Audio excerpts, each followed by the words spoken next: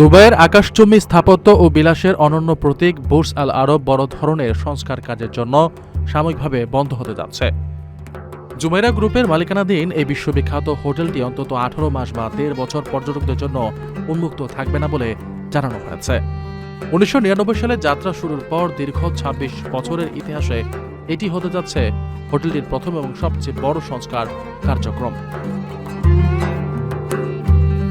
মঙ্গলবার হোটেলটির মালিক Jumeirah group এক বিবৃতিতে জানায়, সংস্কার কাজগুলো ধাপে ধাপে সম্পন্ন করা হবে। এই মেগা প্রকল্পের নকশা অভ্যন্তরীণ কারুকার্যের তত্ত্বাবধান করবেন প্যারিস ভিত্তিক প্রখ্যাত ইন্টেরিয়র স্থপতি ট্রিস্তান অর। তবে সংস্কার চলাকালীন হোটেলের পুরো কার্যক্রম কি সম্পূর্ণ বন্ধ থাকবে নাকি আংশিকভাবে চালু থাকবে সে বিষয়ে বিবৃতিতে সুনির্দিষ্ট করে কিছু বলা হয়নি।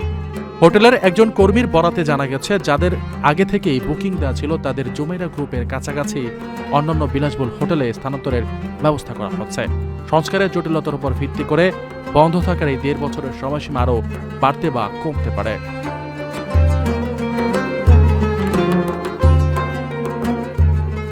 পালতোলা নৌকার আদলে তৈরি 321 মিটার উচ্চতার এই হোটেলটি দুবাইয়ের পর্যটন শিল্পের প্রধান আকর্ষণ।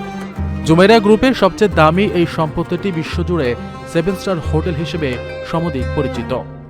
উল্লেখ্য, গত মার্চের শুরুর দিকে মধ্যপ্রাচ্যের চলমান উত্তেজনার মাঝে ইরানের একটি ড্রোন হামলা প্রতিহত করার সময় ধ্বংসাবশেষের আঘাতে হোটেলের বাইরের অংশে কিছুটা ক্ষয়ক্ষতি হয়েছিল।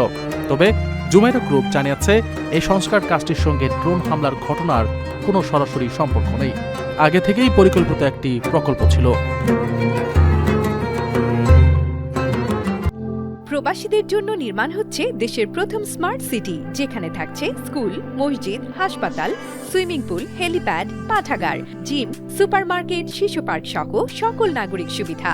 মাত্র 30 লাখ টাকা বিনিয়োগে মিলছে আকর্ষণীয় ফ্ল্যাট। প্লাটিনাম ইনভেস্টরদের জন্য ঢাকা বিমানবন্দরে ভিআইপি প্রোটোকল সুবিধা। বিস্তারিত জানতে যোগাযোগ করুন স্ক্রিনে দেয়া হোয়াটসঅ্যাপ অথবা ইমো নাম্বারে।